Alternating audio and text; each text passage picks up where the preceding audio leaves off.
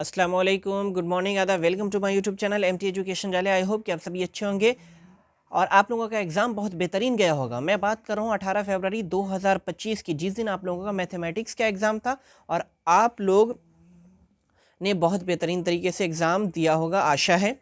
तो चलिए, आज मैं जो है बात कर रहा हूँ सेकेंड सीटिंग में।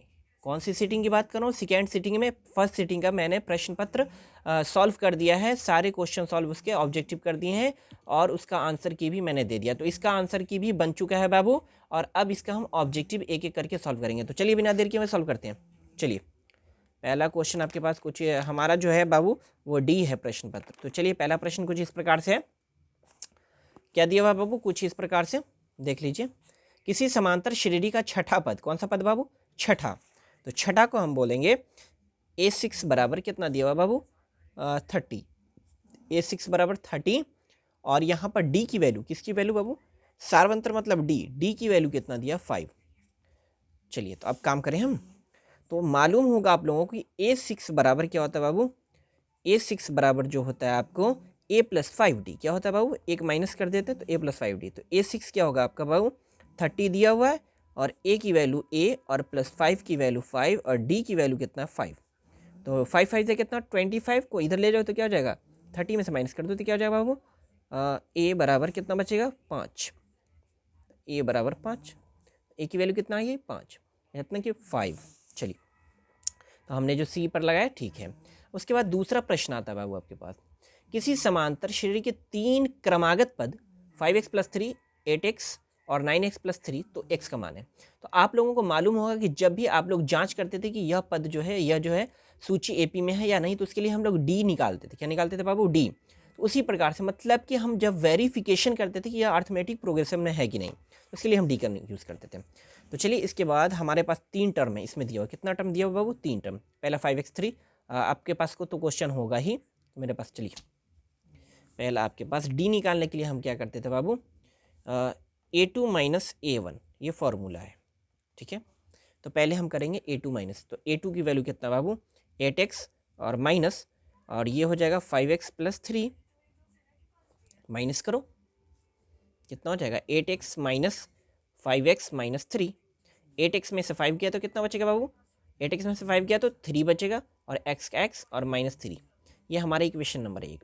फिर उसके बाद हम लिखेंगे d बराबर। d बराबर क्या होता है बाबू?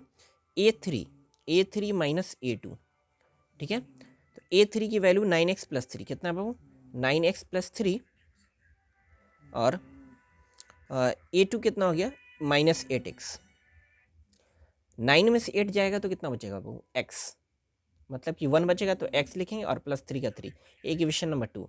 इक्वेशन 1 और 2 से करेंगे, क्या हो जाएगा? d है दोनों, तो d क्या होता है बाबू? डी इक्वल टू इक्वल होगा जब एपी में है। तो पहला जो हमारा था 3x माइनस 3, तो लिखेंगे 3x माइनस 3 इक्वल किसके हो जाएगा बाबू? x+3 के। तो हम x को घसीट करके इधर ले जाइए तो क्या हो जाएगा? 3x माइनस x प्लस में, तो माइनस में चला जाएगा, और ये माइनस में इधर, तो इसको ले जाएंगे तो इधर प्लस में हो जाएगा। 3 + 3 हो गया। अब 3 में से गया x, तो कितना बचेगा बाबू? 2x। 2x बराबर कितना हुआ? 3 3 कितना हो गया? 6। तो 2 से डिवाइड करो तो कितना हो जाएगा? 2 3 6, मतलब कि x की वैल्यू कितना आ गई? 3। तो हमने जो टिक लगाया बाबू, x की वैल्यू 3 पर ही टिक लगाया। अगर आप लोगों को रफ अगर चाहिए तो देख लीजिए, स्क्रीनशॉट ले लीजिए, ठीक है। पहले वाले का भी अगर चाहिए तो ले लीजिए। चलिए, तो अगले प्रश्न पर चलते हैं, प्रश्न संख्या 3 पर। तो प्रश्न संख्या 3 कुछ इस प्रकार से बाबू। निम्नलिखित में कौन समांतर श्रेणी में, ठीक है, कौन समांतर श्रेणी में? तीसरा प्रश्न हम देख सकते हैं। तो इसमें आपको क्या ऑप्शन लगा बाबू? बी वाला ऑप्शन। तो बी वाला होगा। 2a में से ए जाएगा तो कितना? ए बचेगा। 3 में से 2a जाएगा तो ए बचेगा। उसके बाद क्या? चौथा, इसमें तो ए स्क्वायर, मतलब ये स्क्वायर है तो क्या अलग अलग आ जाएगा। तो इसको सॉल्व करने की तो जरूरत नहीं, बहुत ईजी है बाबू। उसके बाद प्रथम n प्राकृत विषम संख्याओं का योगफल है। तो यहाँ पर जो है योगफल n स्क्वायर, क्या हो जाएगा बाबू? n square. ये फॉर्मूला होता है जब आप बचपन में पढ़ते होंगे। सम संख्या क्या होता है बाबू? यहाँ पर विषम संख्या क्या था बाबू? विषम संख्या था ना। तो विषम संख्या उसको बोलते हैं जो 2 के टेबल से नहीं कटता है, और सम संख्या बोलते हैं जो 2 के टेबल से कट जाता है। तो यहाँ पर योग पूछ रहा है, इसका माध्य जब निकालते हैं तो उसके लिए फॉर्मूला था n² अपॉन n। वही सम संख्या के लिए n² प्लस n बटे n। तो यहाँ पर योग पूछा तो n² किसका योग है? वो विषम संख्या का। तो ये हो जाएगा आपका 5वां का। उसके बाद छठे प्रश्न पर आते हैं। ठीक है, निम्नलिखित में किसका मान 1 के बराबर है? तो मैंने लगाया ए पर, तो क्या यह सही है? तो चलिए चेक करते हैं। साइन स्क्वायर 45 डिग्री और प्लस कॉस स्क्वायर 45, ऐड करें। साइन स्क्वायर, तो साइन स्क्वायर 45 और प्लस कॉस स्क्वायर 45 डिग्री हो गया। तो साइन 45 डिग्री की वैल्यू 1/√2 होता है बाबू, और इसका स्क्वायर कर दो और प्लस इसका कॉस 45 का भी क्या होता है? 1/√2 स्क्वायर हो गया। 1/√2 को 1 का स्क्वायर करेंगे तो 1, √2 का स्क्वायर किया तो 2 हो गया, और प्लस 1 का 1, √2 का किया तो 2 हो गया। अब बट्टे का जोड़ तो आता होगा, ऐड, तो 2 का 2 एलसीएम 1 + 1 और बराबर कितना होगा? 1 1 2, 2/2, तो 2 से 2 कट गया तो बराबर कितना हो गया? 1। तो 1 के बराबर कौन हो गया बाबू? हमारा जो था ये वाला ए। तो इस तरीके से हमारा जो है ऑप्शन नंबर ए सही हो गया। उसके बाद हम बात करेंगे 7 नंबर पर। 6 तो हो गया हमारा 7। यहाँ पर दिया हुआ 1 + tan² theta into sin² theta बराबर मैंने लिया है tan²। अब कैसे हो गया tan²? तो चलिए हम इसको चेक करते हैं। 1 + tan² थीटा आप नोट कर लीजिए। क्या बाबू? 1 + tan² थीटा इंटू, ये ब्रैकेट में था ना, 1 + tan² थीटा इंटू क्या दिया हुआ बाबू? sin² theta. sin² थीटा हो गया। ये ब्रैकेट ऐसा ही है, ऐसे 1 + tan² होता है sec² का फॉर्मूला, तो sec² थीटा और इंटू sin² थीटा। तो sec² का फॉर्मूला तो 1/cos² है, तो इसको कर देंगे 1/cos² a और गुने में हो जाएगा sin² a।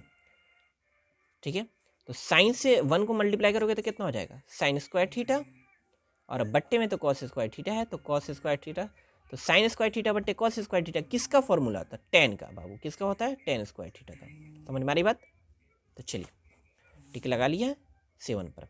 उसके बाद 8, तो 8 में तो ये तो फॉर्मूला है, tan 45 डिग्री बराबर क्या होता है? 1। उसके बाद सेक 60 डिग्री, तो cos 60 का कितना होता है बाबू? 1/2, और इसका क्या हो जाएगा? 2। उसके बाद आते हैं इसमें sin² 30 डिग्री और माइनस cos² 60 डिग्री, ये 0 हो गया। तो कैसे हुआ बाबू? देख लीजिए। sin² 30 की वैल्यू कितना होता है? sin² 30 की वैल्यू होता है, sin 30 की वैल्यू कितना होता है वो देख लो। sin 30 की होती है 1/2 और इसका स्क्वायर कर दो, माइनस cos 60 की वैल्यू कितना होती है? 1/2, इसका स्क्वायर कर दो, क्या हो गया? 1/4 और माइनस 1/4 बराबर क्या हो गया? 4 का 4, 1 - 1 बराबर 0/4 और बराबर 0 आंसर। ठीक है,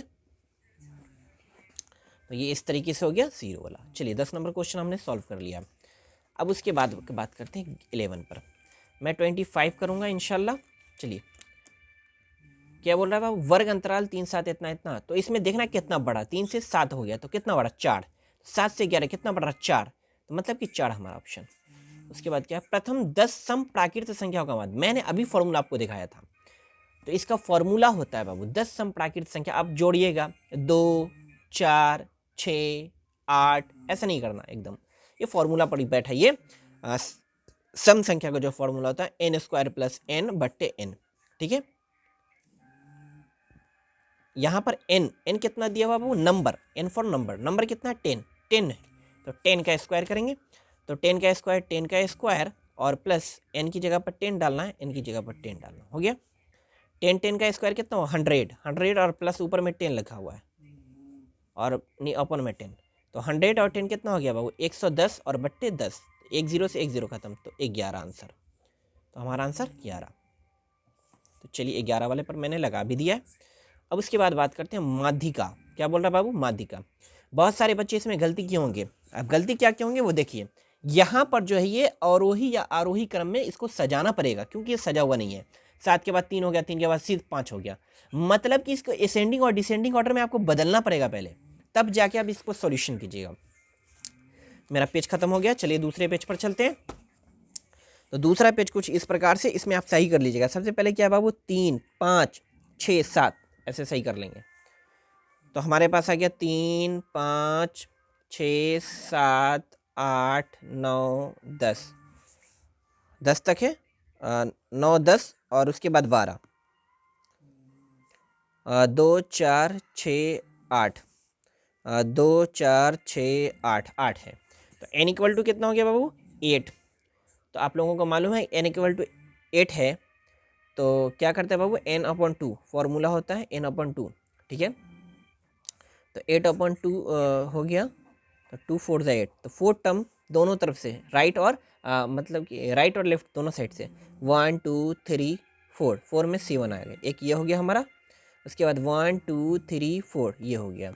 8 और 7 दोनों को ऐड कीजिए, 8 7 कितना होता है बाबू? 15, 8 7 15, 15 और बट्टे में 2 कर देंगे, 2 से डिवाइड करो तो 2 तो 7.5, 15 का आधा 7.5, तो हमारा आंसर हो जाएगा 7.5 वाला, ये आंसर।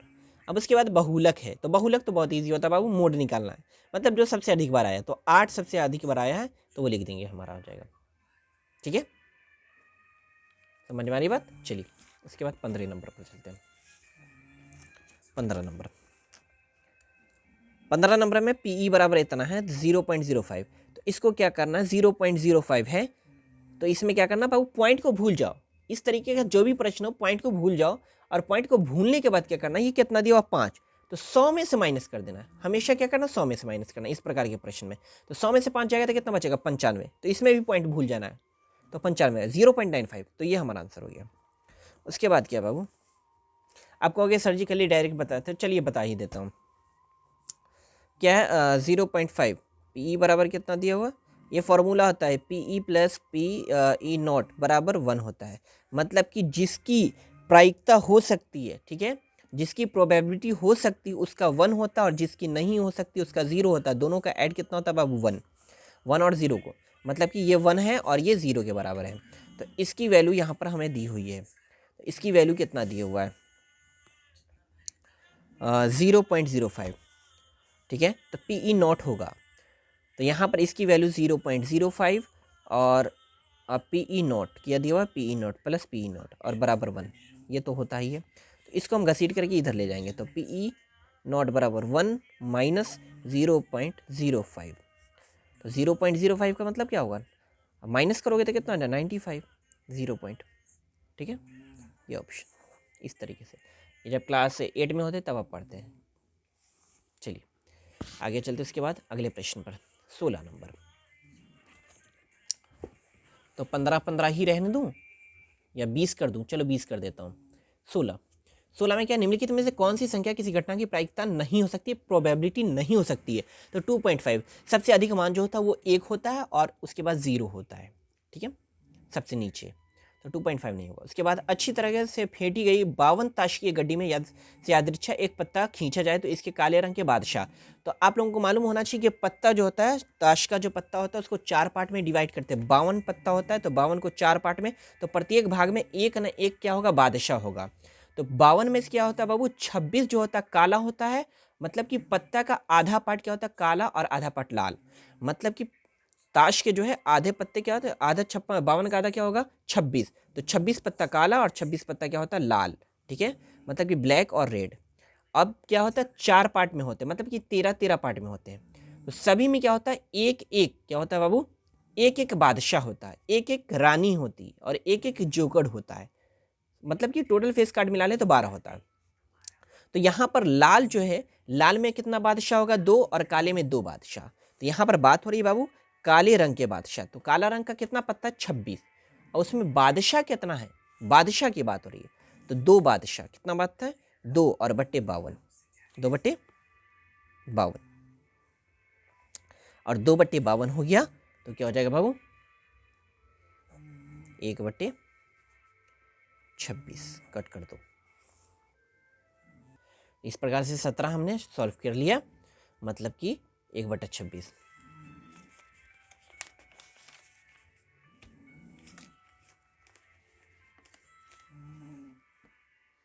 इसके बाद 18, एक वर्ष में एक महीना यादृच्छा चुना जाता, मतलब कि पूरे साल में कितना महीना? प्रोबेबिलिटी का एक ही काम होता है बाबू, जितना कुल होता है उसको बट्टे के नीचे लिखते हैं। तो एक वर्ष में एक महीना यादृच्छा चुना जाता है, कितना महीना? तो पूरे साल में कितना होता है? 12, तो 12 नीचे लिख लिया, ठीक है। प्रोबेबिलिटी का बस एक ही काम है, जितना टोटल उसको नीचे लिख लो, अब बाकी सभी को ऊपर, 12 नीचे हो गया। उसके बाद क्या बोल रहा है बाबू?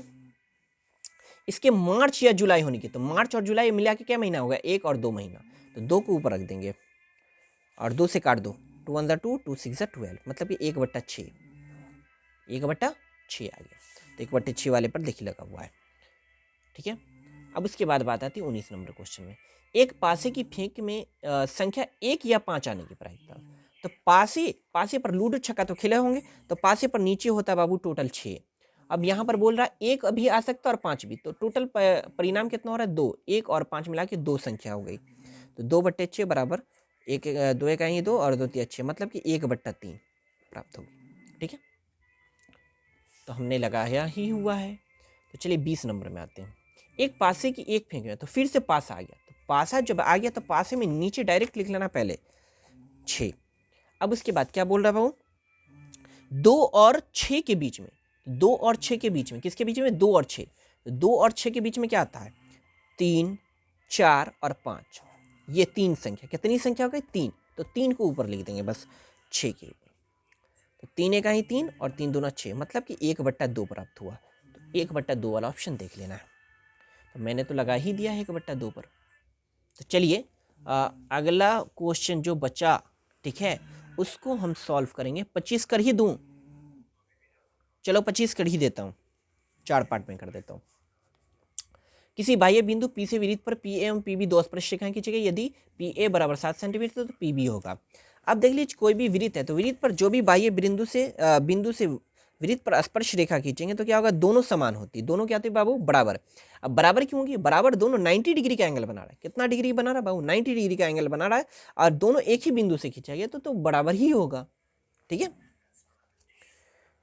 तो ये अगर 7 है तो ये भी ऑलरेडी 7 होगा।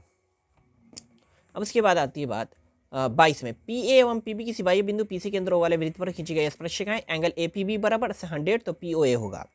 अब देख लीजिए यहाँ पर क्या है, एंगल आप अपना याद रखिए, ए पी बी 100 और पी ओ ए, ठीक है। तो यहाँ पर एक वृत्त मैंने बनाया, एक बाह्य बिंदु लिया ये, और ये दोनों स्पर्श रेखा, ये यहाँ पर मान लो स्पर्श रेखा है, ठीक है। और अंदर में एक वृत्त का केंद्र है जो इस प्रकार से है, ठीक है। यहाँ पर P है, यहाँ पर A है और यहाँ पर B है। एंगल ए पी बी क्या है, ये वाला angle, angle A P B कितना दिया हुआ बाबू, कितना दिया जल्दी बताओ, कितना दिया, 100, ठीक है। तो हमें पूछ रहा है एंगल पी ओ ए, मतलब कि ये वाला एंगल, ठीक है, एंगल पी ओ ए।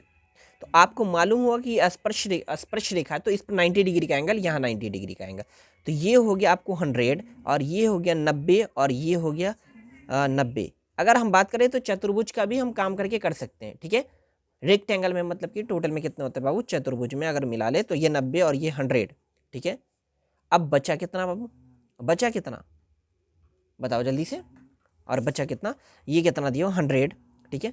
हम बात कर लेते हैं डायरेक्ट, ये जो लाइनिंग होती है, एक सरल जो लाइनिंग होती है वो 100 होता है, कितना होता है बाबू, लाइनिंग जो होती है 180 डिग्री का। तो यहाँ पर जो ये 100 जब हो गया तो बाकी बचा लाइन में कितना, लाइन में बचा सर जी कहिएगा 80, और 80 का ये एंगल का आधा पूछ रहा है, पी ओ ए, न कि ये ए ओ बी पूछ रहा है, ठीक है। तो पी ओ ए तो 80 का आधा कर दो तो 40 हो जाएगा, या तो आप ऐसे भी कर सकते हैं 90 + 90 और प्लस 100 और इक्वल टू एंगल डी और बराबर 360, टोटल मिला के कर सकते हैं। तो इससे जो आएगा आपको आ जाएगा 80 डिग्री, कितना डिग्री आ जाएगा, 80 डिग्री आ जाएगा, और 80 का हाफ करके करना पड़ेगा, ठीक है। तो इस तरीके से 40 डिग्री, 22 तो हो गया, 22 हो गया, 23 में आते हैं। यदि जीवा ए बी वृत्त के केंद्र पर 50 डिग्री का कोण अंतरित करता है, कितने डिग्री का बाबू, जीवा कितने डिग्री का कर रहा है बाबू, 50 डिग्री का, कितने डिग्री का है, 50 डिग्री का कोण अंतरित करता है, तो ए और बी बिंदुओं पर खींची गई स्पर्श रेखाओं के बीच का कोण है। तो सबसे पहले मैं वृत्त बना दूं, और जीवा, ये वृत्त हो गया, इसके अंदर जीवा क्या हो गया बुआ, ये जीवा यहाँ से यहाँ तक जो होता है पूरा डी, ठीक है। ये डी, ये क्या होता है बाबू, डी, ये डी है, और डी पर कितने डिग्री का एंगल बन रहा है बाबू, यहाँ पर बन रहा है बीच में कितना डिग्री है, 50 डिग्री का। अब इस पर से 2 स्पर्श रेखा खींची गई है, 2 स्पर्श रेखा, ठीक है। अब कोई भी बिंदु मान लो, कोई भी बिंदु ए है, मान लो ये ए तो दिया ही हो, ये ए भी तो दिया ही हो, तो इसको सी मान लो, ठीक है। यहाँ पर जब 50 है, ये 90 है और ये 90 है, ये तो 90 समझो कि 180 हट गया, टोटल 360 होता है, तो ये 90 से 180 हट गया, तो बचा कितना? 360 में से 180 माइनस कर दो, कितना बचा? 180 बचा। तो 180 में यहाँ पर कितना दिया हुआ? 50। तो 180 में 50 जब ये दे दिया, मैं यहाँ से एक सरल लाइन खींच दूँ, तो ये 50 जब दे दिया तो यहाँ कितना बचा बाबू? सिंपल सी बात है, 180 में से घटा दो 50 को, कितना हो जाएगा बाबू? कितना हो जाएगा? 130। सिंपल सी बात है, समझ में आ रही बात? चलिए 130 पर लगा हुआ। अब उसकी बाद बात आते हैं 24 पर। दो विरुद्ध की त्रिज्याओं का अनुपात 5:7, उनके क्षेत्र, इसको स्क्वायर कर देंगे। क्या करेंगे बाबू? स्क्वायर कर देंगे। कितना हो जाएगा?